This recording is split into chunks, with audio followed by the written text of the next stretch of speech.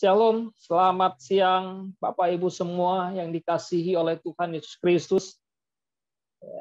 Halo. Oke ya, pada kesempatan siang hari ini kita akan merenungkan kebenaran firman Tuhan dengan tema hati-hati dengan kebiasaan. Itu tema yang akan kita renungkan pada siang hari ini. Saya membawa kita untuk melihat bagian dari kitab 1 Korintus pasal yang ke-15, ayat yang ke-31 sampai ayat yang ke-34. 1 Korintus pasal 15 ayat 31 sampai 34 menjadi dasar firman yang akan menjadi dasar bagi kita untuk merenungkan satu bagian atau satu tema, hati-hati atau waspada, berjaga-jagalah dengan yang namanya kebiasaan. Demikian firman Tuhan. Saudara-saudara, tiap-tiap hari aku berhadapan dengan maut demi kebanggaanku akan kamu dalam Kristus Yesus, Tuhan kita. Aku katakan bahwa hal ini benar. Kalau hanya berdasarkan pertimbangan-pertimbangan manusia saja, aku telah berjuang melawan binatang buas di Efesus. Apakah gunanya hal itu bagiku? Jika orang mati tidak dibangkitkan, maka marilah kita makan dan minum sebab besok kita mati. Janganlah kamu sesat. Pergaulan yang buruk dapat merusak kebiasaan yang baik. Sadarlah, kembali sebaik-baiknya. Dan jangan berbuat dosa lagi. Ada di antara kamu yang tidak mengenal Allah. Hal ini kukatakan supaya kamu merasa malu. Bapak, Ibu, saudara-saudara yang terkasih di dalam nama Tuhan kita Yesus Kristus, hati-hati dengan kebiasaan. Ketika kita bicara tentang kebiasaan, maka kebiasaan itu pasti ada pada setiap kita.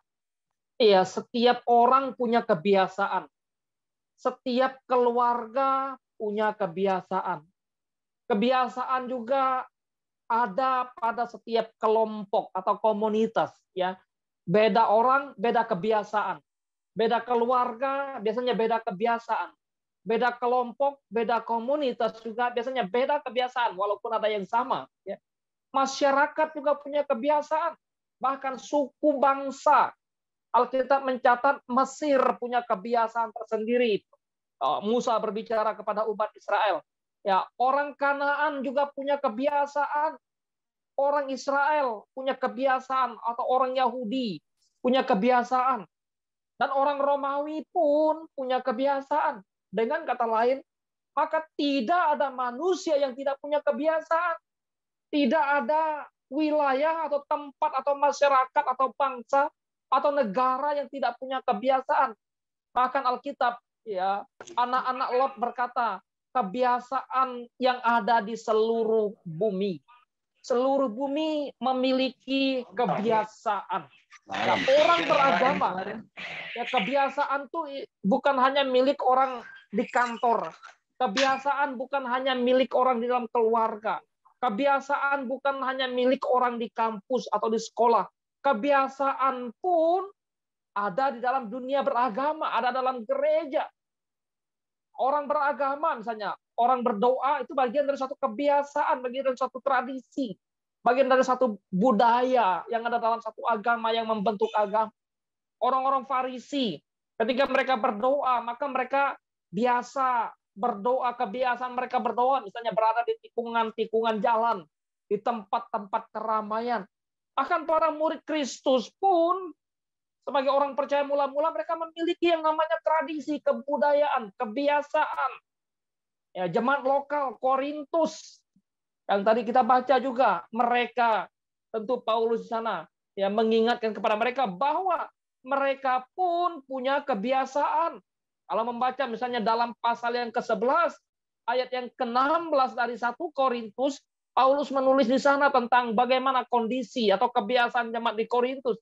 Tetapi jika ada orang yang mau berbantah, kami maupun jemaat-jemaat Allah tidak mempunyai kebiasaan yang dimiliki demikian. Artinya bahwa kebiasaan yang ada di dalam jemaat di Korintus sebetulnya adalah bagaimana mereka tidak berbantah. Padahal ya tentu ini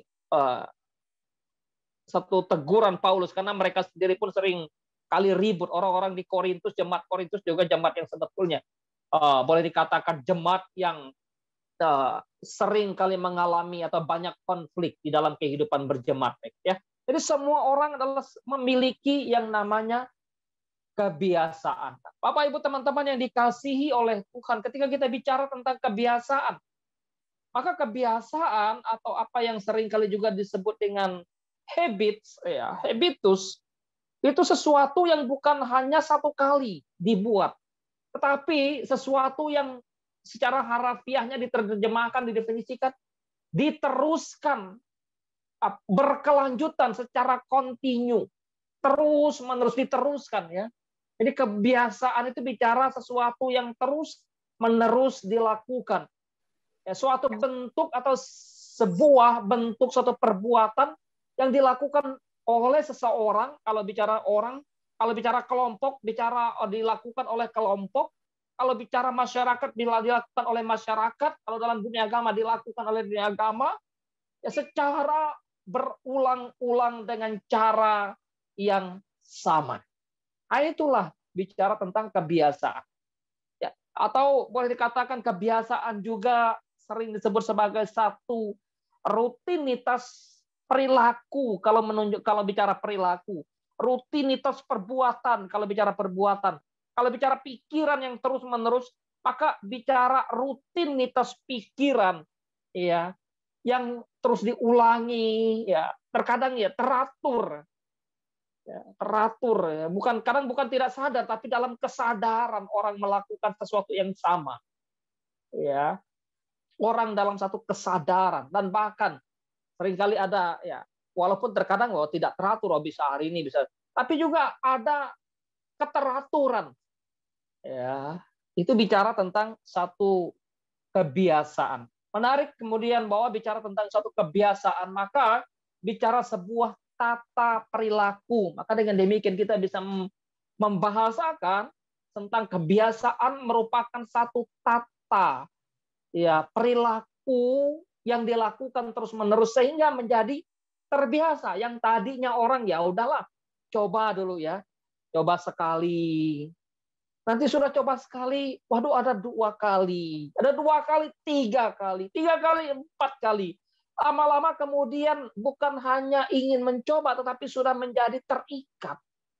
Ya, sudah menjadi satu yang mengikat kehidupan, mengikat seseorang. Ya. Sehingga bicara kebiasaan, bicara tata perilaku yang dilakukan secara terus-menerus, hingga menjadi satu kebiasaan.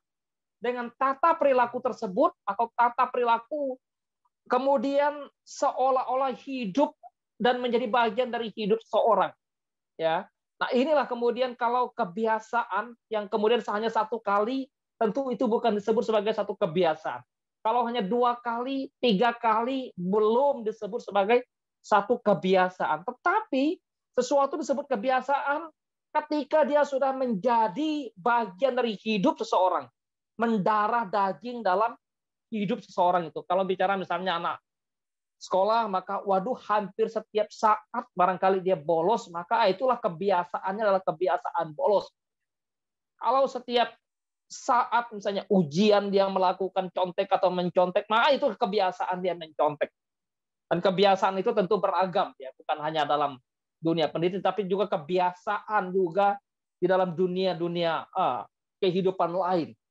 Dalam dunia sosial media, dalam dunia pekerjaan, ya, dan bahkan dalam kehidupan sehari-hari, dalam dunia kita makan pun, ya, namanya orang makan ada kebiasaan. Ada orang tertentu ya udah kebiasaan, saya kebiasaan makan misalnya, ya, saya nggak pakai sendok lah karena memang kebiasaan saya nggak mau pakai sendok misalnya, ya. Ini banyak hal.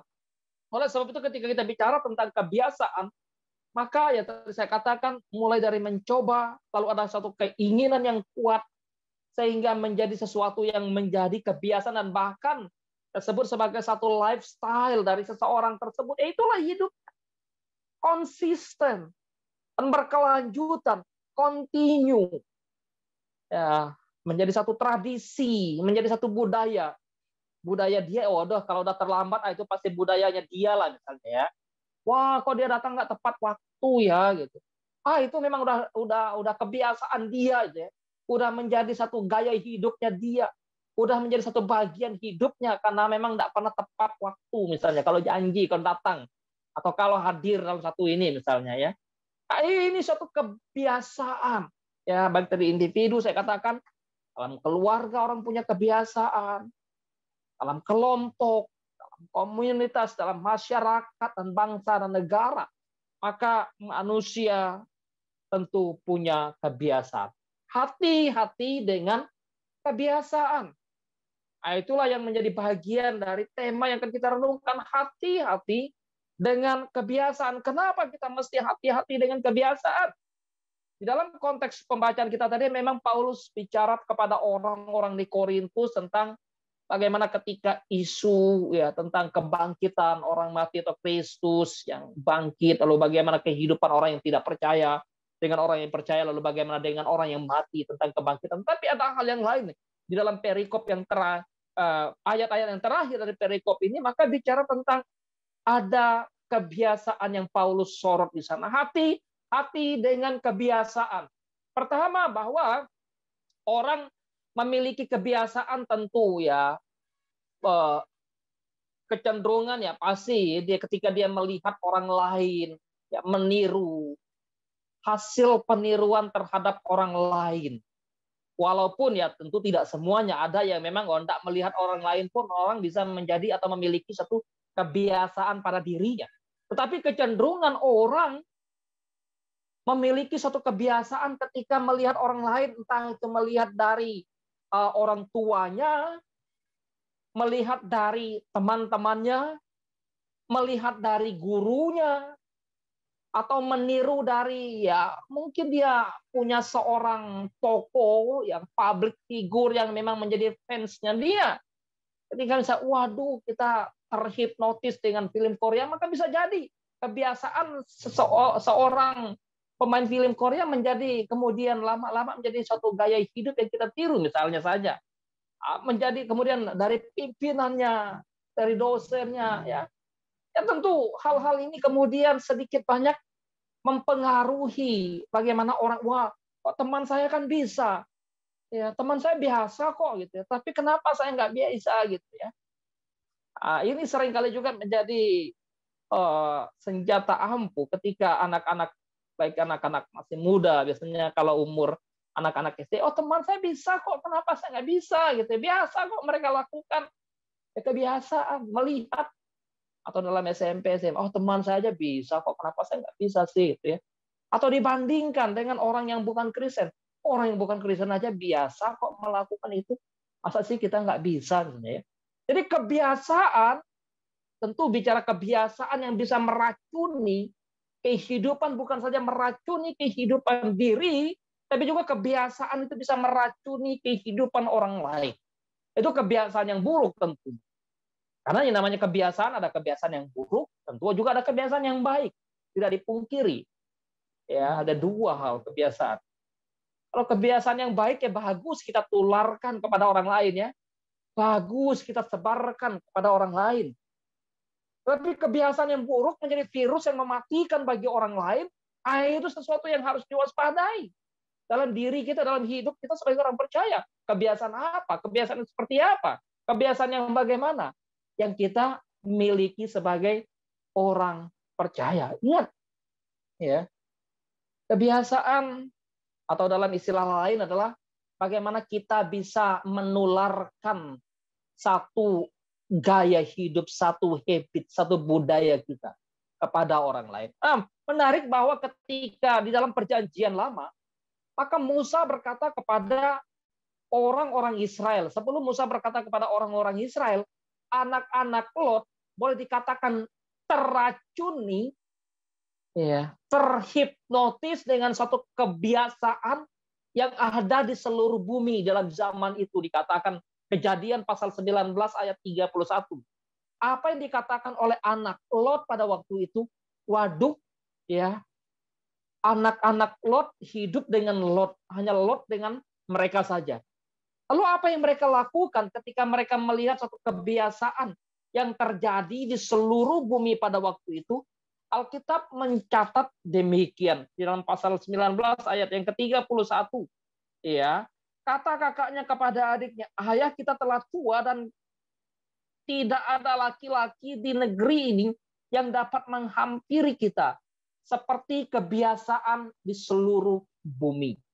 Anak-anak Lot berencana melakukan satu kejahatan, melakukan satu tindakan yang merusak moral, yang sangat bertentangan dengan ya hukum Allah. Lalu mereka ingin melakukan apa? Ingin melakukan, dikatakan satu persetubuhan.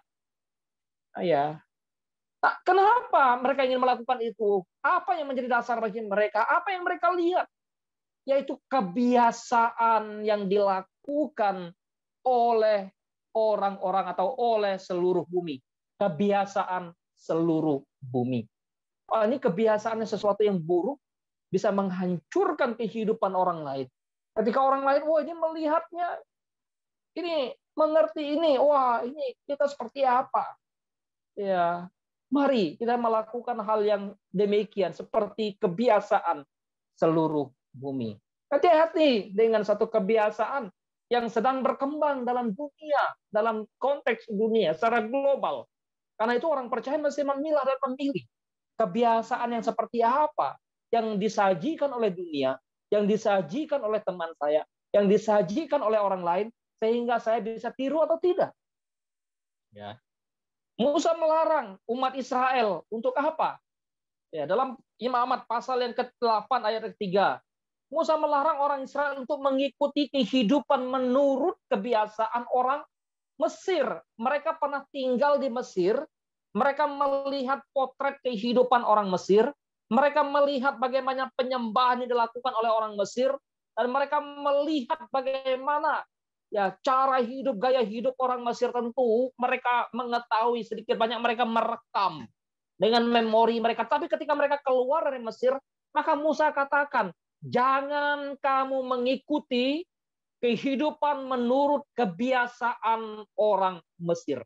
Itu sudah mereka lalui kehidupan di Mesir. Tapi sekaligus juga Musa mengingatkan kepada mereka supaya mereka tidak mengikuti kebiasaan orang Kanaan.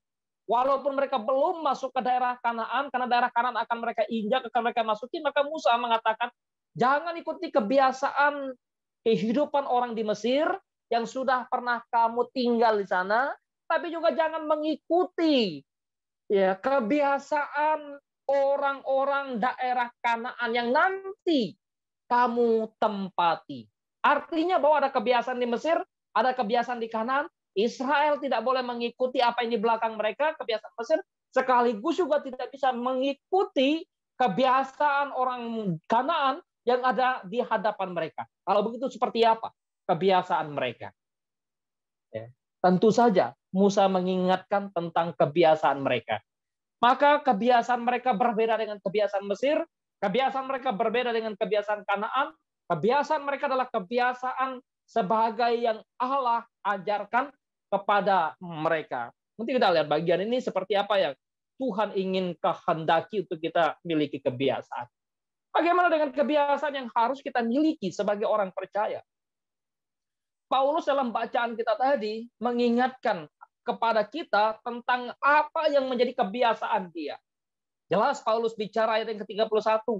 Tiap-tiap hari. Tiap-tiap hari kan berarti bukan hanya satu hari. Bukan hanya 2 hari, bukan hanya 3 hari. Tapi menunjuk kepada satu rutinitas, satu kebiasaan Paulus, satu ya kegiatan atau satu aktivitas yang memang betul-betul hari-hari Paulus jalani, bahwa tiap-tiap hari aku berhadapan dengan bahaya maut, berhadapan dengan maut. Jadi menghadapi penderitaan, kesulitan, kematian, maut sekalipun, Maka bagi Paulus itu sudah menjadi satu kebiasaan saya. Ya, bahkan dia mengutip bagian ini menghadapi serigala-serigala yang buas ya, yang ada di Efesus. Kita sudah bahas itu bagaimana ketika Paulus ada di Efesus ya. Walaupun dalam bagian ini barangkali dia menggunakan satu kiasan untuk menggambarkan satu penganiayaan, satu kerusuhan, satu perlawanan, keributan yang ada di Efesus. Tapi apa yang Paulus katakan bahwa Paulus pun memiliki satu kebiasaan. Sebelumnya apakah dia tidak memiliki kebiasaan? Memiliki. Tapi ketika dia sudah hidup dalam Kristus, bagaimana dengan kebiasaan dia? Ya, tiap-tiap hari ya, memiliki tentu gambaran kebiasaan Paulus berhadapan dengan realita hidup yang memang tidak sederhana, tidak mudah.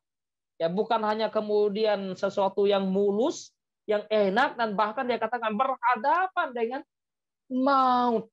Ya. Bapak Ibu teman-teman yang dikasih Tuhan, maka bicara tentang bagaimana kebiasaan kita, kebiasaan yang harus kita miliki.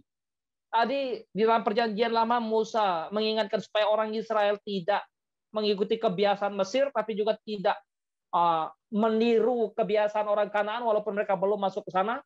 Maka kebiasaan yang harus dimiliki oleh orang percaya, serta orang Israel, dan tentu dimiliki oleh kita sebagai orang percaya adalah kebiasaan yang harus berdasarkan pada pengajaran Allah. Itulah yang disampaikan oleh Nabi Yesaya. Dalam pasal yang ke-28 ayat yang ke-26. Yesaya mengatakan mengenai adat kebiasaan, ia telah diajari. Ia telah diberi petunjuk oleh Allah. Dengan kata lain, maka siapa yang mengajar kita tentang kebiasaan dan bagaimana kita harus memiliki kebiasaan, memiliki budaya, memiliki habit, memiliki perilaku, sikap. Maka Yesaya mengatakan, kebiasaan kita haruslah kebiasaan yang didasarkan pada kebenaran firman Tuhan. Kebiasaan kita haruslah kebiasaan yang didasarkan pada firman Allah. Harus berlandaskan atau berfondasikan atau berpijak pada kitab suci, pengajaran Tuhan. Maka apa yang telah Tuhan ajarkan kepada kita melalui kebenaran Alkitab, melalui kitab suci, disitulah kita membangun satu kebiasaan. Jadi tidak lagi kemudian mengcopy paste kebiasaan dunia. Ya udah kita dunia begini kok, kita copy paste aja lah. Ya, kita ambil, kita copot, kita comot, kita kenakan pada diri kita. Tidak. Jadi kebiasaan atau mengenai adat kebiasaan yang telah diajari, diberi petunjuk oleh Allah. Kenapa? Karena memang kebiasaan-kebiasaan dunia adalah kebiasaan yang sudah hancur, kebiasaan manusia yang berdosa, kebiasaan yang sudah rusak. Ya. Tapi kebiasaan walaupun tentu ada perbuatan baik di sana ya, di mana dunia melarang untuk mencuri. Tapi kan itu tidak lepas daripada kemudian sebetulnya itu adalah bagaimana Tuhan menganugerahkan anugerah umum dalam tiap hati. Tapi juga sebagai orang percaya kan kita tidak cukup hanya membangun satu kebiasaan hanya demi moralitas, tidak. Tetapi bagaimana kita menjadikan Allah sebagai pengajar bagi kebiasaan kita. Ya tadi kalau misalnya orang bisa meniru dari kebiasaan orang tua, orang meniru dari kebiasaan guru, orang meniru dari kebiasaan teman.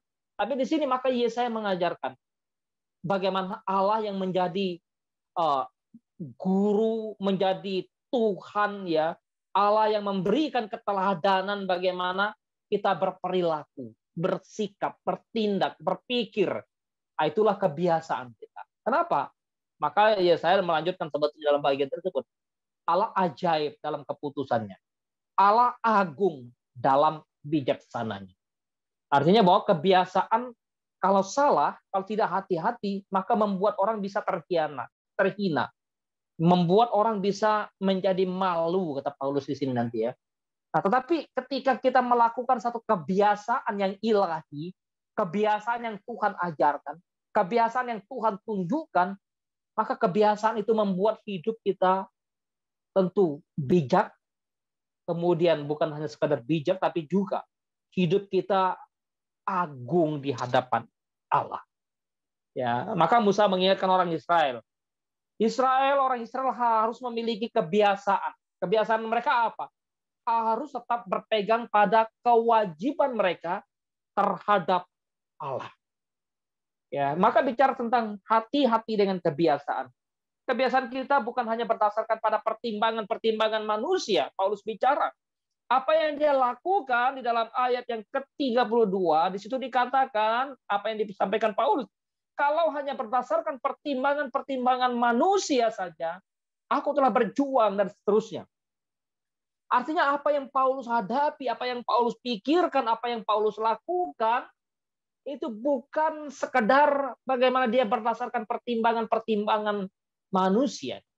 Bahkan bukan hanya berdasarkan pada pertimbangan-pertimbangan dirinya, tapi lebih kepada pertimbangan-pertimbangan Allah seperti apa. Apa yang Allah mau? Oh iya, saya melakukan ini kira-kira kemauan saya, atau kemauan teman, kemauan orang lain, atau memang kemauan Allah.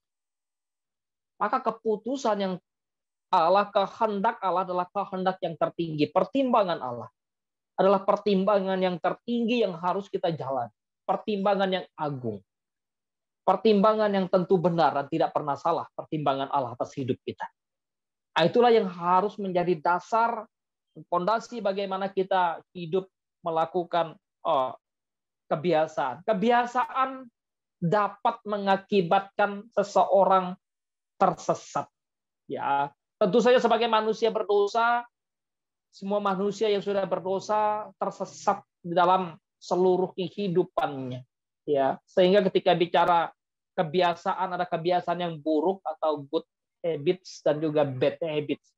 Tapi sebagai orang percaya, maka kita bukan lagi hidup dalam satu kebudayaan, kebiasaan, tradisi lama, old habits, tidak. Kita menjadi manusia yang baru, hidup dalam satu budaya yang baru, hidup dalam satu kebiasaan yang baru. Kebiasaan yang baru misalnya, kalau kebiasaan lama, kebiasaan yang umum manusia berdoa, orang beragama berdoa, tapi ketika kita ditebus oleh Kristus, kenapa kita berdoa? Kepada siapa kita berdoa? Nah, ini satu habits, satu new habits kita. Maka arah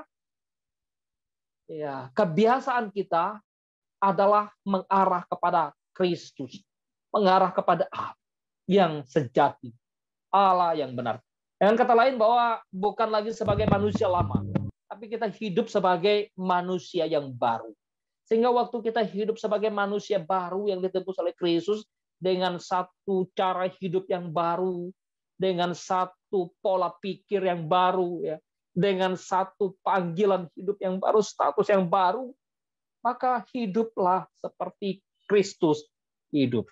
Ya. Bagaimana kebiasaan Kristus, sehingga Kristus menjadi pusat hidup kita. Kristus hidup seperti apa? Dia menyenangkan hati Allah, menyenangkan hati Bapa. Dia setia, dia taat melakukan kehendak Bapa. Dia memiliki satu relasi persekutuan yang indah dengan Bapa. Itulah yang menjadi gambaran bagaimana kita hidup di dalam satu kebiasaan yang baru, ya. Para murid waktu mereka dipanggil oleh Kristus mengikutnya, maka Yesus katakan, saat ini aku akan menjadikan kamu penjala manusia, bukan lagi menjadi penjala ikan, tapi penjala manusia. Ya, dan bahkan kalau kita membaca, kita sudah bahas banyak tentang kisah para rasul, bagaimana mereka hidup dalam satu kebiasaan yang baru, ya, yang bagaimana mereka bermurah hati, mereka saling mengasihi, mereka tidak membalas kebencian dengan kebencian. Ketika mereka dicaci maki, dihina, dan bahkan dicerca, dianiaya, mereka tidak membalas dengan kekerasan. Itulah gambaran kehidupan kita. Maka ketika kita bicara tentang kebiasaan, saya melihat bahwa ya kebiasaan kita harus hati-hati dengan kebiasaan. Kenapa? Kebiasaan-kebiasaan yang kecil adalah gambaran seperti lorong jalan. Yang jelas ini bukan lorong pastori, atau bukan gitu ya. Nah, bukan seperti lorong, ya, kebiasaan-kebiasaan kecil itu digambarkan seperti lorong jalan yang kecil yang menuntun seseorang baik berjalan, berkendaraan, masuk ke satu jalan yang besar, jalan utama, dan bahkan masuk ke jalan tol. Sehingga apa? Di sana perlu rambu-rambu sebelum masuk. Karena kalau tidak bisa kebablasan. Perlu warning di sana. Perlu portal barangkali ya, perlu ya, pintu palang itu mengingatkan, oh kamu nggak bisa masuk sini, harus hati-hati. Demikian juga sebetulnya dengan kehidupan kita terhadap apa yang menjadi kebiasaan kita. Hati-hati dengan kebiasaan. Kebiasaan-kebiasaan yang kecil barangkali, itu kecil, kecil, kecil. Tapi lama-kelamaan kebiasaan yang kecil itu dibiarkan, maka tidak terasa bisa menuntun kita kepada satu kebiasaan yang besar yang pada akhirnya bisa membentuk pribadi kita menjadi pribadi yang tidak lagi memuliakan Tuhan, tapi menjadi pribadi yang berperilaku layaknya orang yang tidak mengenal Allah. Karena itu perlu hati-hati dengan kebiasaan. Ya, kebiasaan tentu bukan sesuatu yang instan. Kebiasaan itu harus dilatih. Kebiasaan itu harus dilatih secara terus-menerus. Dibentuk, ditanamkan. Ya, bukan sesuatu yang kemudian suka insan, tidak. Maka kebiasaan misalnya kalau kita orang kalau misalnya suka bohong ya misalnya, ya. Kalau enggak dilatih ya terus mulai jujur dengan hal kecil mulai. Lama-lama kemudian kalau terus dibiarkan ya akan terus menjadi bohong. Tapi kalau dilatih dan dilatih dalam kedisiplinan, dilatih secara terus-menerus diingatkan, maka kebiasaan itu akan membentuk satu kehidupan yang indah. Ya, bayangkan kalau ya, bicara tentang kebiasaan, bagaimana kebiasaan orang yang terbiasa dari kecil dibentuk di dunia ini sesuatu contoh yang sangat sederhana ya. Bagaimana dilatih membuang sampah, berperilaku, bersikap bersih dengan lingkungan dan sebagainya. Tapi kalau dibiarkan dan tidak dilatih, bahaya bukan? Rusak bukan? Nah, itulah kebiasaan, hati-hati. Hati-hati dengan kebiasaan. Kalau orang Indonesia dengan ya yang tentu tidak semua misalnya, yang punya kesadaran yang tinggi membuang sampah lalu tidak kesulitan bagi mereka ketika mereka harus hidup di negara-negara maju seperti Australia yang bersih, Amerika, Australia atau Singapura yang terdekat yang bersih. Tidak kesulitan bagi orang Indonesia yang sudah terbiasa dengan hidup bersih. Tetapi ketika orang yang tidak terbiasa, hidup di tempat yang demikian itu sesuatu yang berat begitu, yang tidak mudah, tapi karena itu perlu dilatih. Oleh sebab itu, hati-hati dengan segala kebiasaan. Dan ketika orang Kristen hidup dalam kebiasaan yang buruk, maka Paulus katakan, itu dapat membuat engkau menjadi malu. Dalam ayat yang ke-20, ayat yang ke-34, tapi ayat 33. Jangan kamu sesat, pergaulan yang buruk dapat merusak kebiasaan yang baik. Ayat yang ke-34, sadarlah kembali sebaik-baiknya.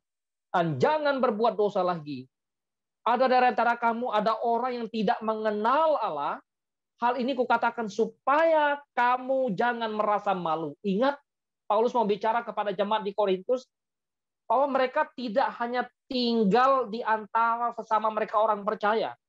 Mereka tidak hanya tinggal di antara orang Kristen yang ada, tapi mereka tinggal juga di antara orang-orang yang tidak mengenal Kristus, yang tidak percaya pada Kristus.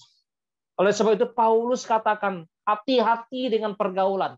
Pergaulan yang buruk dapat merusak kebiasaan yang baik. Dengan kata lain, mereka sudah punya kebiasaan yang baik. Kenapa?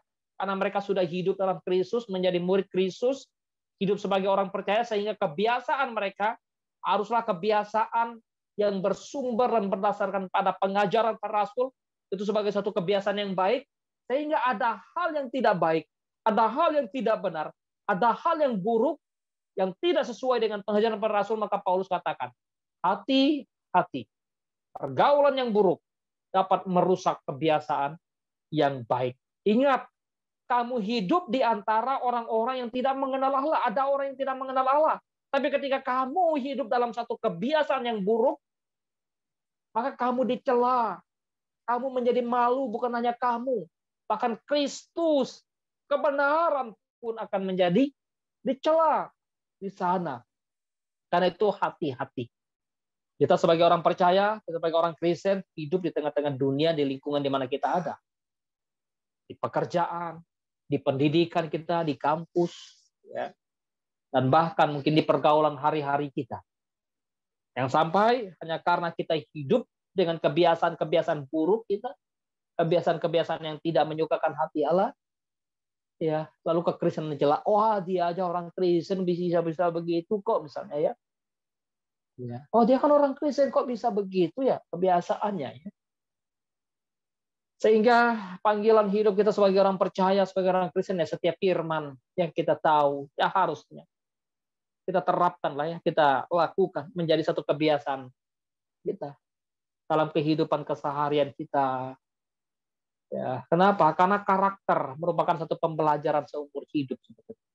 Dan hukum kebiasaan ini saya katakan akan memberikan peranan yang besar terhadap tanggung jawab iman kita kepada Tuhan.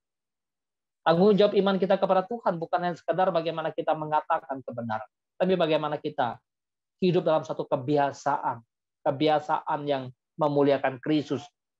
Bagaimana kita hidup dalam kebenaran, hidup dalam kesucian, kekudusan, keadilan, dan hidup menjadi manusia baru dalam Kristus Yesus Tuhan. Bila Tuhan menolong kita, Tuhan memimpin kita, Tuhan memberkati kita pada siang hari. Mari kita tundukkan kepala, kita berdoa kepada Tuhan.